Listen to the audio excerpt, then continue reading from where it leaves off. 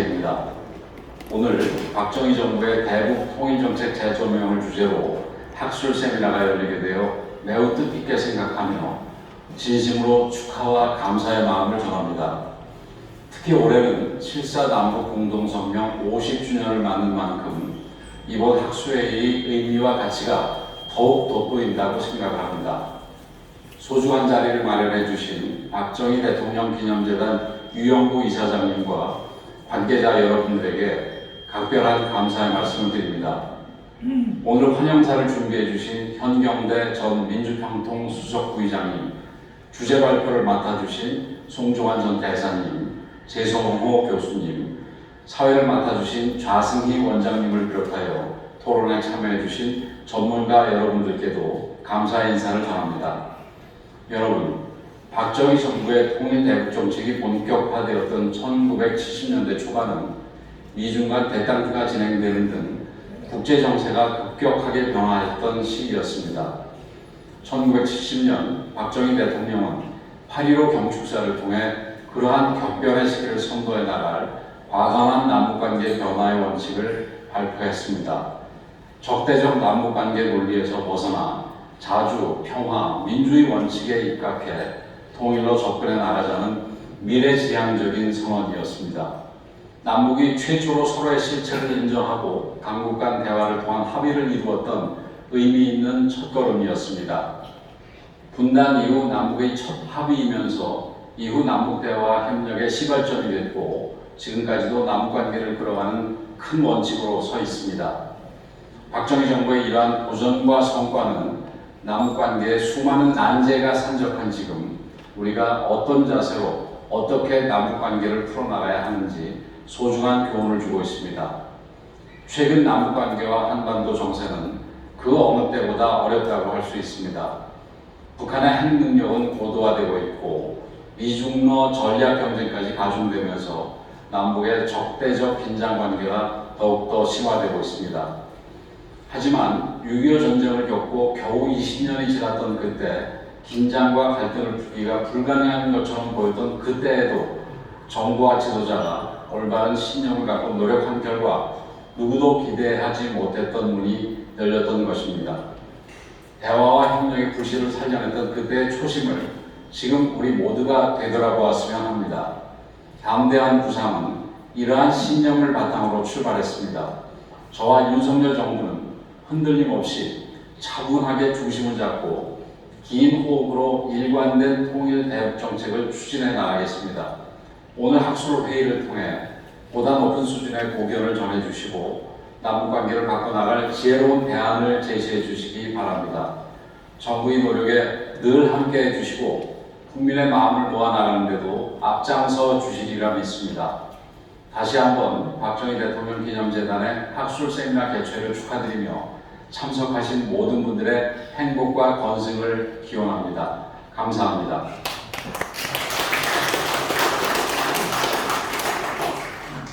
네, 다음은 국회 윤상현 의원님께서 축하 영상을 보내왔습니다. 함께 보시도록 하겠습니다. 안녕하십니까, 윤상현 의원입니다. 먼저 새 정부 출범을 계기로 박정희 정부의 대북 통일 정책을 재조명하는 세미나 당당한 평화 박정희에게 다시 기울다, 이 세미나 개최를 진심으로 축하드립니다. 오늘 이 뜻깊은 행사를 준비해 주신 존경하는 유영구 이사장을 비롯한 관계자 여러분들의 노력에 감사의 말씀도 드립니다. 세계가 다시 평화의 길목 앞에 있습니다. 우크라이나 전쟁은 끝날 기미를 안 보이고 있고 아시아에서는 미국과 중국이 첨예하게 대립중입니다. 특히 북한은 연일 미사일을 쏘아내며 핵실험을 준비하고 있습니다. 이러한 정세에서 우리는 평화를 누구보다도 먼저 제시했던 고 박정희 전 대통령의 뜻을 다시 생각해 볼 때입니다. 그동안 정치 이념적 이유로 평화가 마치 일부 진영만의 거처로 오인되기도 했지만 이 땅에 평화통이 가장 먼저 울려 퍼진 것은 1970년 8월 15일 박정희 대통령의 평화통일 부장 선언, 그리고 1973년 6월 3일 평화통일 선언이었습니다. 당시 박정희 대통령 정확한 세계 정세 분석과 전략으로 대한민국의 경제와 안보를 위한 최선의 길로서 평화통일 선언 구상을 하였고 이를 바탕으로 한반도 안전 보장을 통한 대한민국 경제 성장, 한강의 지역까지 이룩하는 것입니다. 지금 대한민국 그때와 같은 도전 앞에 있습니다. 우리 윤석열 대통령의 당대한 부상은 시작부터 험난한 상황. 그러나 50여 년 전 처음으로 평화통일 부상선을 통해 북한의 개발과 건설과 창조의 경제를 축소했던 박정희 대통령의 새로운 접근과 같이 혁신적 해법을 의의를 기억으로 전환하는 터닝포인트가 될 수 있습니다. 오늘 이 행사는 과거 위기를 성공으로 바꾸었던 박정희 전 대통령의 정치를 반추하며 오늘날 대한민국이 담대한 평화로 나아갈 새로운 나침반을 찾을 값진 시간이 될 것입니다. 다시 한번 저 윤상현 오늘 세미나 게스트를 진심으로 축하드립니다. 감사합니다. 예, 다음은 개회사에서 잠깐 소개 말씀을 드렸는데요. 미주지역 기념사업에서 오신 이재권 대장님께서 미주지역 기념사업에서 현 정부에 바라는 특별한 메시지가 있다고 합니다. 잠깐 듣고 넘어가도록 하겠습니다. 박수로 맞이해 주십시오. 반갑습니다. 저는 미국 로스앤젤레스에서 박정희 대통령 기념사업회를 섬기는 이재권입니다. 저희들이 그래서 하는 공식적인 행사는 1년에 2번 합니다. 5.16 기념 행사와 10월 14일 탄신 기념 행사 2번 합니다. 할 때는 꼭 우리 신문에 큰 광고도 내고 또 인터뷰도 하고 또 순서도 이렇게 만들어서 잘 하고 있습니다. 이게 이제 5.16 기념 행사를 했던 그 순서이고, 이것은 탄생 만찬할 때 했던 행사인데 어쨌든 열심히 하고 있는데 여러분들이 지원해 주시면 더 잘할 거라고 저는 생각합니다. 오늘 이 자리에 제가 참석한 것은 특별한 이제 우리 사회자께서 얘기하시지만 여러분들의 꼭 당부하고 싶은 일이 있어서 나왔습니다. 사실 우리 대한민국 역사를 새롭게 창조하신 분이 누굽니까? 박정희 대통령입니다. 흔히 박정희 대통령을 부를 때 그분의 존재감을 부각시키는 일에 위험하지 않는가? 저는 그렇게 생각했습니다. 예를 들어서 이승만 대통령을 부를 때 뭐라 그럽니까? 이승만 대통령 꼭 그 두자가 들어가요. 이 사람들은 건국 대통령이라고 그럽니다. 박정희 대통령은 그냥 박정희 대통령을 불러야 되겠습니까? 저희들은 거기에 꼭 두자를 넣습니다. 대한민국의 위험한 안보상에서 구출했고 참 민생 문제를 해결한 경제 발전을 시킨 대한민국 구출한 구국 대통령입니다. 그래서 저는 박정희 구국 대통령이라고 이렇게 부르는데 한국에는 그렇게 부르지 않는 것 같아요. 미안해요. 앞으로는 박정희 부를 때는 꼭 박정희 구국 대통령이라고 불러주신 걸 당부합니다. 제가 말씀드리고 싶은 것은 오늘 아침에 제가 윤석열 대통령 편지를 하나 명기로 보냈습니다. 내용은 뭐냐면 지금까지는 좌파 세력에 의해서 우리 박정희 대통령이랑 5.16 혁명이 상당히 위축되어 있습니다. 폄하되고 있습니다. 왜 기가 죽어야 됩니까? 길을 펴시다. 방법은 뭐냐면은 5.16 특별법을 제정해라. 그런 얘기입니다. 5.18 사태가 우리가 잘할 거 뭐 있습니까? 유공자도 발표도 못하는 그런 무슨 엄청난 특혜를 주고 뭐 하고 있는데 거기에 비하면 박정희 대통령이 천배 만배 큰 일을 하셨잖아요. 그렇게 특별법을 만들어서 박정희 대통령의 존재감을 부각시키자 그런 얘기입니다. 법안 내용의 첫째는 뭐냐면은 5.16 군사 구태자가 아니라 5.16 구국 혁명이라는 명칭으로 부르자 이겁니다. 두 번째는 박정희 대통령이 그냥 아니라 박정희 구국 대통령을 명칭으로 공식화하자 이겁니다. 그 다음에 여러 가지 기념사업을 좀 추진해야 되는데 제가 소박한 의견으로 몇 가지 제가 적었는데 첫째는 박정희 국립공원을 만들어서 성지화 만들어라. 예를 들면은 구미 상무 뒷산에 금호산이 있잖아요. 얼마나 큰 좋은 산입니까? 박정희 국립공원을 만들어야 이겁니다. 그래서 성지화 만들어야 이겁니다. 모든 기념사업도 거기서 해라 이런 얘기예요. 그 다음에 제가 알기는 구미에 금호 공과대학이라는 게 있다고 들었는데 뭐 별 존재감이 없는 것 같아요. 그것을 박정희 공과대학으로 이름을 바꿔서 최첨단 과학기술을 연구하고 개발하고 가르치는 아카데미로 만들어라 그런 얘기입니다. 그 다음에 또 구미 공업단지가 아마 우리나라 공업단지만 최초로 만드는 단지인데 지금은 참 형편없는 기업체들 단지라고 그런 단지인데 그것도 박정희 공업단지를 만들어서 최첨단 과학기술을 생산하는 첨단 과학단지를 만들자 그런 겁니다. 그러면 구미 지역은 박정희 대통령의 성지가 되고 모든 것을 갈 때는 배울 게 있지 않습니까? 윤석열 대통령도 선거도 다 이런 얘기했죠. 상가에 가서 박정희 대통령의 경제사회혁명을 다시 제대로 배우겠습니다 하고 방명록을 사인했지요. 혼자 배우는 게 아니라 모든 국민들이 배울 수 있도록 전진하라 이런 얘기입니다. 말로 되는 게 아니라 현실적으로 보여주라 이런 얘기입니다. 그래서 그 다음 또 하나 부탁 또 하는 것은 언급한 것은 우리 아까 뭡니까 우리 현 회장께서 말씀하신다요. 경부 고속도로 박정희 이름 없습니다.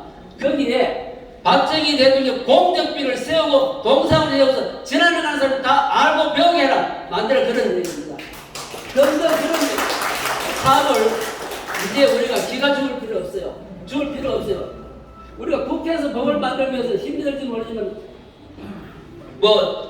구미 지역을 성대만 만들면 지방자치단체도 할 수 있는 것 합니다. 어쨌든 시작이 절반입니다. 말로만 전선도만 관심을 하니까 여러분들의 부탁드려서 관심을 갖고 모든 사람들 이 말을 전하세요. 추진하도록 압력을 넣으세요. 그냥. 지금 구미에서 오신다는데 여러분 추진하세요. 그냥. 다 호응할 겁니다. 이상입니다.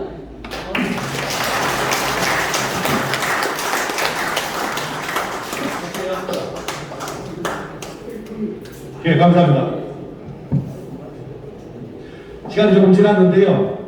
이제부터 본격 세미나를 시작하도록 하겠습니다. 새 정부 출범되기 박정희 정부의 대북 통일정책 재조명, 당당한 평화 박정희에게 다시 길을 묻다 세미나를 시작하겠습니다. 먼저 주제 발표가 있겠는데요. 주제 발표는 두 분이 해주시겠습니다. 먼저 주제 발표를 해주실 분은 중앙대 법학전문대학원 교수이시며 현재 박정희 대통령 기념재단 이사로 계시는 재성호 교수님의 발표가 있겠습니다. 발표 내용은 박정희 대통령의 통일 이니셔티브 구체적인 전개와 성과가 되겠습니다. 큰 박수로 맞이해 주십시오. 네, 시간이 많이 갔기 때문에 저는 핵심적인 내용 위주로 말씀을 드리겠습니다. 박 대통령의 통일 이니셔티브 서울은 제가 생각하고요. 이 나온 배경은 뭐냐? 60년대 후반부터 이제 전 세계적인 그 어떤 화해 무드가 전개되기 시작합니다. 닉슨 대통령이 이제 1969년 9월에 집권하면서 이 장기화된 베트남에서의 미국 철군을 공약으로 내걸고 그러기 위해서는 또 미소 간의 관계 개선을 또 노력을 하기 시작하고 또 전략무기 협상에 대한 것을 이제 착수하기 시작합니다. 이런 것들이 이제 하나의 어떤 새로운 흐름으로 등장하게 되고 또 닉슨 독트린이라는 걸 발표하죠. 포함해서 그러면서 이 아시아의 안보 문제는 직접 당사자들끼리 먼저 해결을 해라 그런 걸 요구하면서 우리에게도 이제 한반도 문제에 대해서 보다 적극적인 그 접근 이니셔티브를 칠 수밖에 없는 그런 상황이 조성되고 또 1.1 사태, 운친 무장무기 침투당 60년대 말 70년대 북한의 대남 도발이 아주 그 공격적이고 전투적으로 전개된 양상에서 한반도 긴장 완화가 또 모두 시급했던 상황이었습니다. 그리고 60년대 우리 박 대통령께서 경제개발 5개년 계획을 추진하면서 상당한 성과를 거두고 대북 자신감이 또 생겨나게 되죠. 그래서 대통령께서 이제 70년에 8.15선을 발표하면서 이제 통일 이니셔티브를 쥐고 그거를 이제 추동하기 시작합니다. 그래서 저는 여기에 쓰진 않았지만 하나 더 추가 언급을 한다면은 우리가 68년에 박 대통령께서 국민교육헌장을 발표하시는데 첫째 문장이 뭐냐면은 우리는 민족 중의 역사적 사명을 띠고 이 땅에 태어났다. 마지막 문장에 가서 보면은 어떻게 되어 있냐면은 영광된 통일조국을 내다보면서 민족의 슬기를 모아 새 역사를 창조하자. 그 새 역사에는 자주국방도 있고 경제건설도 있지만은 통일의 초석을 마련하겠다는 뜻이 저는 거기에 담겨 있다고 생각합니다. 대통령의 생각입니다. 그래서 69년 3월 1일 날, 그 다음에 69년 3월 1일 날 국토통일원을 창설을 합니다. 그리고 8.15 선언하면서 중앙정부를 남북대화 접촉을 이제 모색하기 시작하는 것이죠. 그래서 대통령께서는 이 통일, 우리는 자주국방 안보 대통령만 생각하는데 사실은 통일 대통령이라고도 할 수 있다. 저는 그 말씀을 드리고 싶고요. 이 박정희 대통령의 이 통일 이니셔티브는 대결 일변도에서 대화 있는 대결로 시대를 바꾸는 어떤 역사적인 대전환을 이룩한 것도 있고, 저는 동방정책 얘기하잖아요.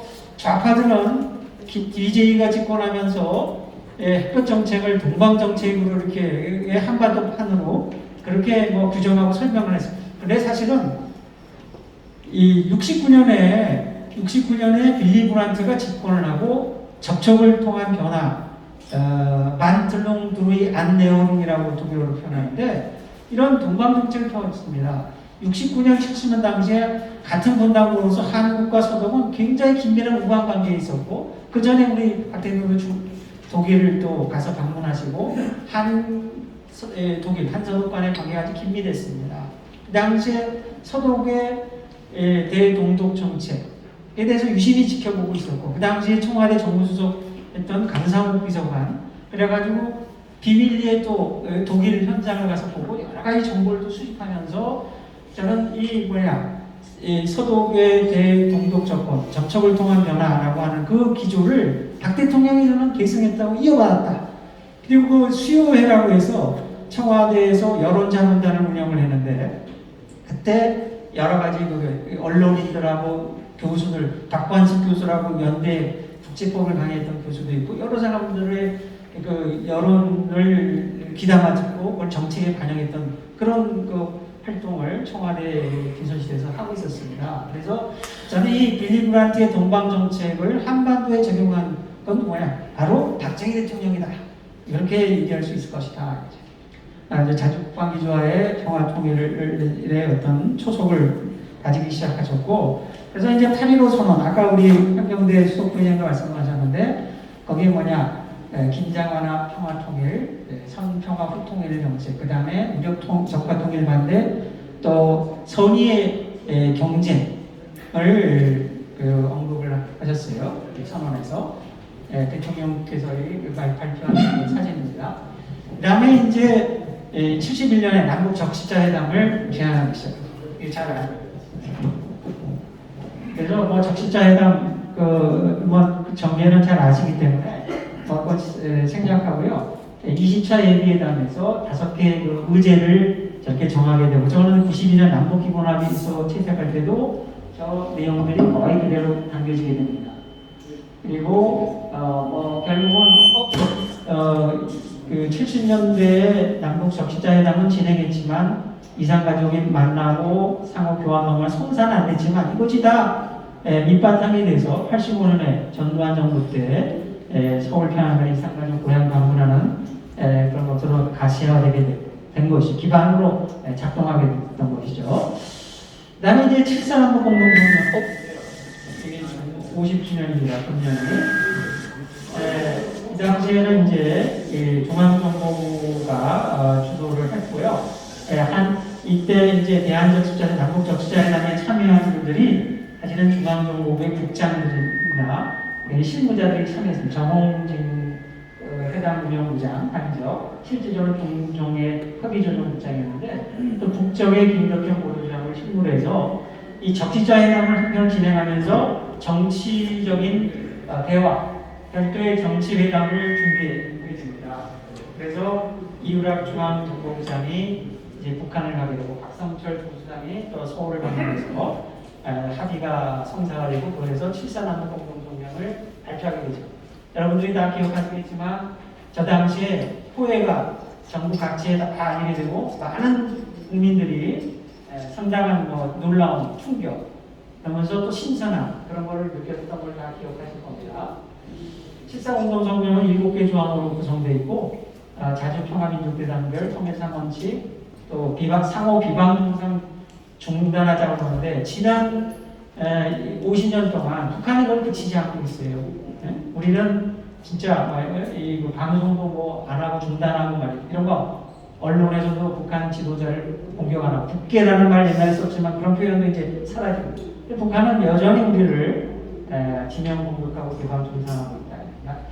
그리고 여기 남북조절위원회 구성 운영을 합의하고 있고 이에 따라서 이제 남북조절위원회 회담이 진행이 되게 됩니다. 그리고 이제 박 대통령의 통일 이니셔티브 전개 과정에서 이 1963년에 발표한 평화통일 외교정책선언 혹은 약칭해서 6.23 선언이라고 하는 건데 이게 상당히 전향적이고 능동적이고 적극적인 이니셔티브였습니다. 그래서 73년 6월 23일을 발표하는데 저기에 보면 어떤 게 나오냐 북한의 국제기구 참여 반대하지 않고 남북한 유엔 동시 가입 제안을 그때 벌써 제안했어요. 70년에 동서독 간에 이제 정상회담이 시작이 되고 72년에 동서 기본조약이 체결되고 73년에 동서독이 유엔에 가입합니다. 동시 가입을 해요.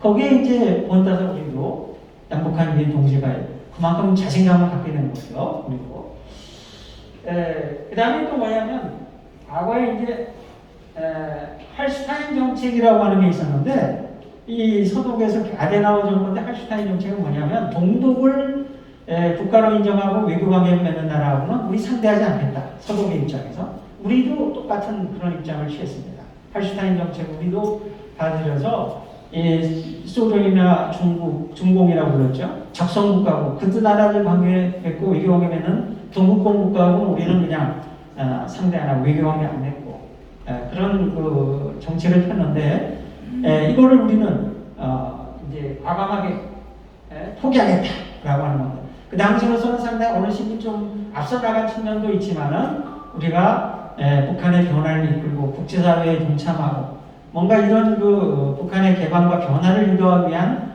어떤 적극적인 제안으로서 의미가 있었는데 이게 나중에 가서 10년, 14년 후에 15년 후에 여러분 77선언 노태우 대통령의 77선언 때 결국은 국방정책을 통해서 동북권 국가하고 외교관계를 맺었다. 벌써 박 대통령은 15년 앞을 내다보고 그런 제안을 하셨다는 것이죠. 그래서 상당한 그 예의지랄과 해안이 있었다 이렇게 볼 수 있고 박 대통령의 그 집권기간 중에 그 당시에 이제 우리의 통일 정책을 체계화한 것은 74년에 평화통일 3대 원칙이라고 합니다. 박 대통령 기간 중에는 통일 방안을 마련할 때까지 이르지 못했어요. 그러나 이제 통일 방안의 핵심적인 기조 같은 것들을 천착을 하고 마련하는 그런 이제 업적을 남기셨는데 여기에 보면은 남북한의 평화정착 차원에서 그 상호 불가침 협정을 체결하고 또 남북대화와 다각적인 교류 협력을 통해서 신뢰 회복을 쌓자. 그리고 토착 인구 비례한 남북한 총선거 실시를 통해서 통일을 하자. 이런 3대 원칙을 제시했고요. 이거는 8.15선의 연장선상에 있는 것이고 단계적 통일론, 기능주의적인 통일론을 체계화하고 이론 원칙화한 것이다. 이렇게 말씀드릴 수 있겠습니다. 그리고 이제 그 북한이 73년에 그 남북대화 중단을 발표하는데 우리 박 대통령께서는 실망하지 않고 계속해서 대화 부분과 관계 개선 노력을 79년까지도 계속해서 해서 북한에게 대화의 문을 계속 두드리는 그런 노력들을 하셨다라고 하는 것도 잊지 말아야 될 거라고 생각합니다. 박 대통령의 그 통일 이니셔티브가 이룩한 성과는 아까 말씀드렸다시피 대화에 있는 대결의 시대를 개막했다라고 하는 거고 북한의 모험주의적인 대남 도발 노선을 일치 잠재우고 평화공조의 여건을 마련했다. 그리고 그 과정에서 다수의 남북 합의서도 생산하고 그 다음에 또 직통 전화 회선을 연결해서 돌발 사태가 발생할 경우에 어떤 위기관리 사태와 악화 방지를 위한 통로로 활용할 수 있게 됐다. 그리고 뭐냐? 한국 정부의 통일 정책의 어떤 그 원칙과 방향을 수립하고 또 이걸 제시했다. 그리고 6.2 3선언에서 뭐 남북한민 동시가입 제한이라든가 공산국가의 문화 개방이라든가 여러 가지 다각적인 교류 협력, 문호 개방 이런 것들은 상당히 국제사회에서 폭넓은 지지를 받았고 또 통일 이니셔티브에 있어서 북한보다 훨씬 우위에서는 북한은 그 당시에 연방제 하자 계속 그런 주장했었죠. 74년에 또 그랬고 연방제만 얘기하고 있었는데 이런 선평화 통일 3대 원칙은 82년에 민족화 민주통일 방안 또 89년에 한민족 공동 통일 방안을 수립 체계화하는 데 있어서 큰 미끄럼이 되었다 이렇게 볼 수 있을 것 같습니다. 그래서 뭐 교훈과 시사점인데 자신감에 기초한 그 정책이었고 이니셔티브였는데 저는 박 대통령께서는 원칙을 견지하면서도 대담함과 유연성을 발휘했다. 원칙은 뭐냐? 자유민주주의, 대한민국 정통성, 견지, 안보 우선주의. 이 후에 보면은 뭐 햇볕 정책 추진하는 사람들 뭐 화해 협력한다고 하시면서 대한민국의 정체성을 국가 정체성을 막 흔들어대고 또 안보를 훼손하고 이런 일들이 많았잖아요. 이게 무원칙하게 했는데 대통령께서는 원칙을 강조하시고 또 대담하게 그동안 극심한 군사적 대결과 단절 상황에서 중앙정보부장과 같은 그 상당히 고위급 관료를 북한에 파견하고 김일성 수상과의 접촉을 추진했다는 거예요. 그래서 일소에 의하면은 이분들이 방북하기 전에 유서를 쓰기도 하기도 말이죠. 혹시 돌아오지 못할 거라는 생각도 하면서까지 그런 이 새로운 역사를 만들어가는 그런 그 사명감을 가지고 방북했다. 또 유연성은 뭐냐? 80타임 원칙 포기한다든가 또 유엔 동시가입 제한이라든가 이산가족 상봉 다각적인 교류협력 구상을 또 밝히고 제시한다. 이런 것들은 또 유연성이죠. 대화의 방식에서도 당국 간 대화만 고집하지 않고 적시자 회담과 같은 비당국 간 대화도 병행하는 그런 것들을 어떤 대화의 방식에 있어서 여러 가지 그 다양한 길을 택하셨고 또 이 과정의 특사 파견과 같은 비공개 접촉도 실시했다. 이제 결국 윤석열 정부가 뭐 여러 가지 모양과 형식, 그 내용은 좀 다를지라도 상당히 엄중한 안보 상황에 처해 상황에서 이제 출범했고 이제 겨우 이제 100일 넘어가고 있습니다. 남북한 간의 긴장 완화가 무엇보다 또 북한 변화를 위해서도 계속 문을 두드려야 되겠는데 우리가 뭐냐 이 남북한 신뢰 회복 차원에서 신뢰 회복을 위한 다각적인 노력들을 펴나가야 될 것이고 또 한편으로는 이 엄중한 북한 핵 문제에 대해서 그걸 해결하기 위해서 국제 공조를 또 펴나가는 그런 어떤 현안들이 지금 제기되고 있다.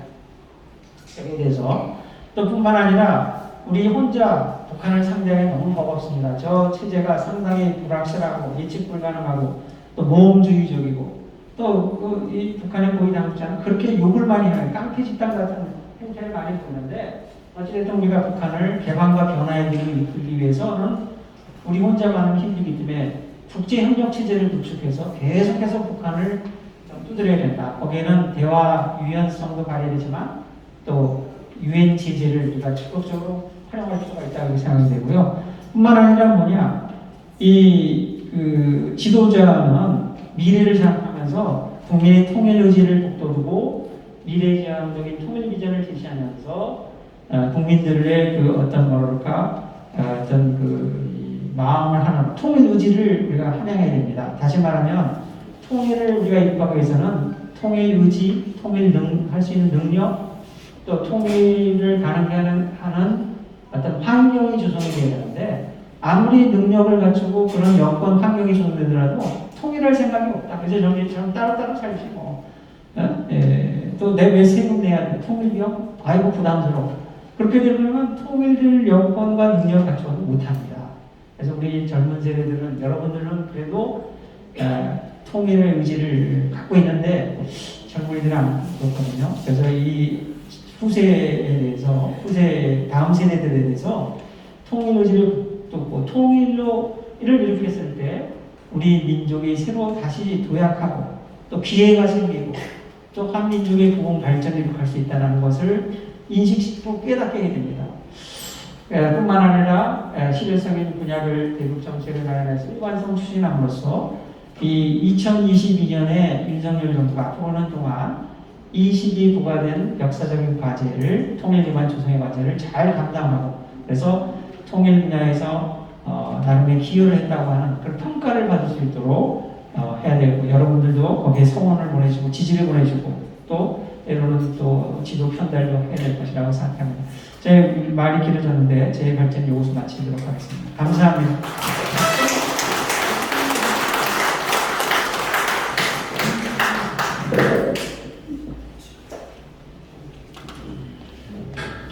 예, 감사합니다.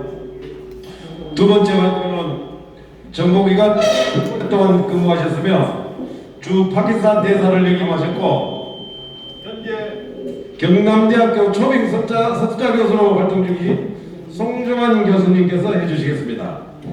발표 내용은 정책전환 지도자의 리더십, 박정희 대통령의 8.15 평화통일 무상선언 발표와 윤석열 정부의 안보 외교 대북 정책 방향이 되겠습니다. 큰 박수로 맞이해 주십시오.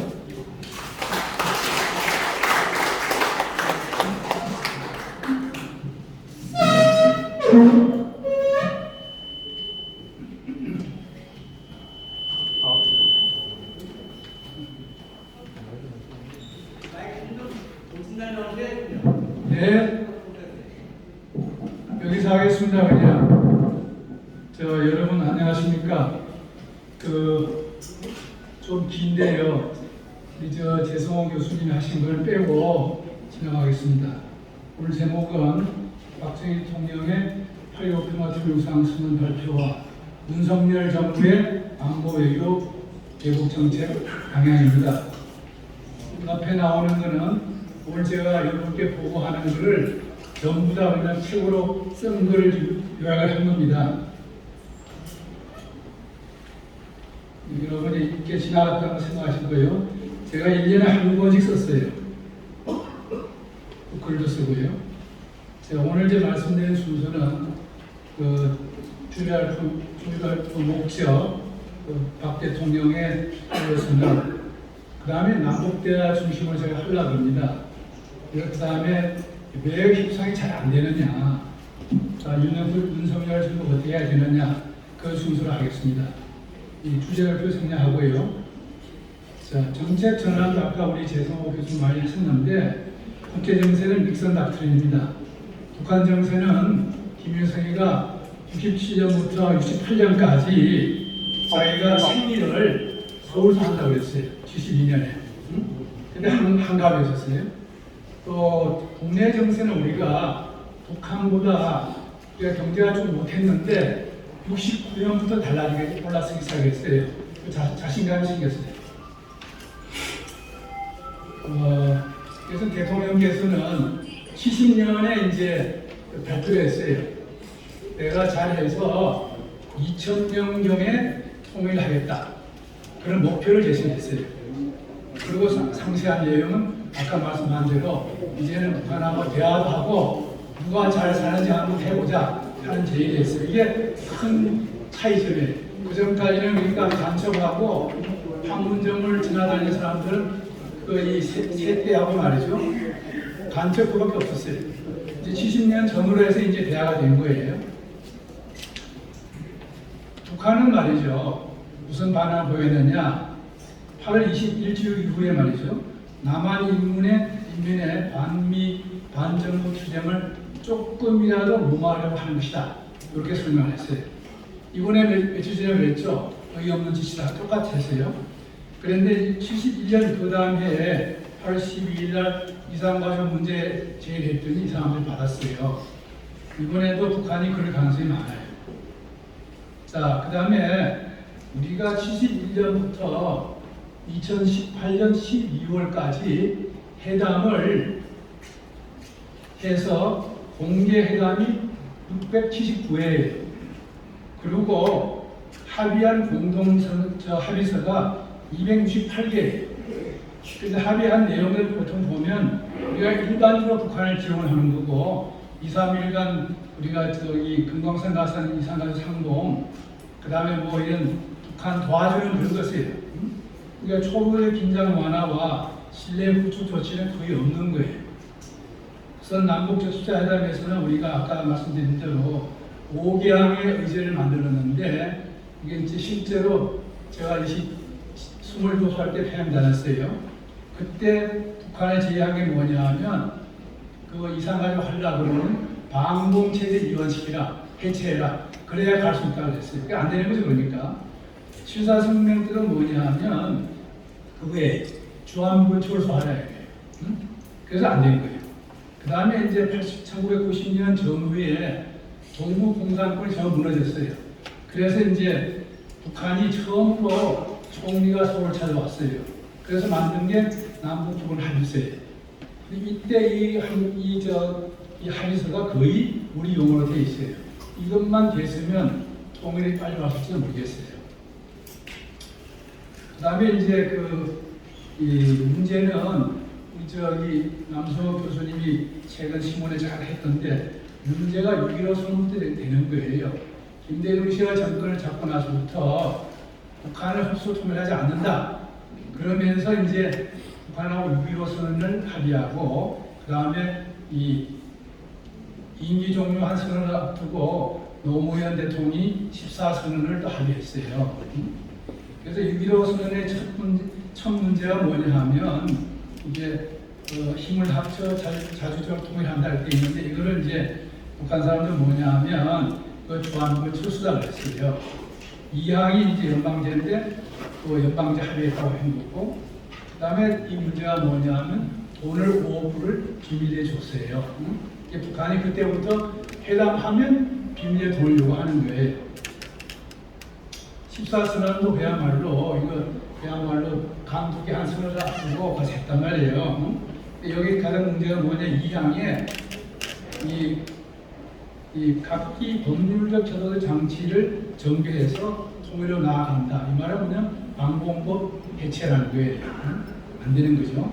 그 다음에 이제 2017년 이후에 트럼프가 나타나가지고 북한을 이제 하염 이게 뭐 분노를 한다 그래가지고 또 무슨 미사일 단축하고 있느냐 그랬는데 김정은도 꽤 이상하게 했어요.